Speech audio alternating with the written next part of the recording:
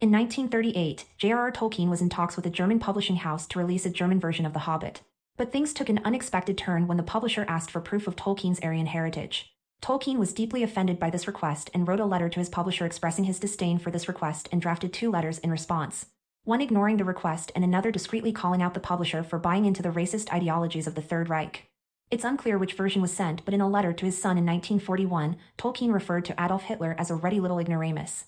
Despite this setback, The Hobbit was eventually published in German and has been translated into many languages. This incident showcases Tolkien's strong stance against racism and discrimination and his refusal to be associated with the ideologies of the Nazi regime. Tolkien's response to the publisher's request for documentation of his Aryan heritage was likely fueled by his experiences during World War I. He served as a second lieutenant in the British Army, and would have seen firsthand the devastating effects of the war and the atrocities committed by the German army. This would have likely strengthened his feelings of patriotism and love for his country, as well as his rejection of the racist ideologies espoused by the Nazi regime.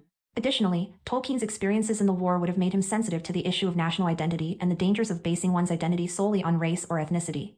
This would have made him particularly resistant to the publisher's request for proof of his Aryan heritage, which he saw as an attempt to impose the racist ideologies of the Nazi regime on him and his work.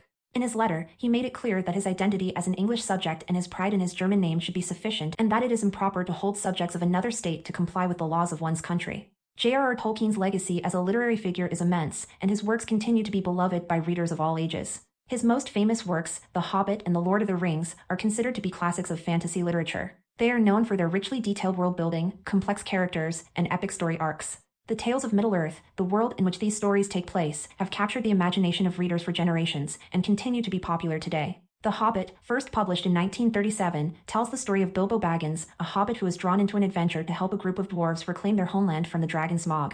The book has been praised for its imaginative and entertaining story, as well as its themes of courage, friendship, and the importance of home. It has been adapted into a series of films, video games, and stage productions, and has been translated into over 50 languages.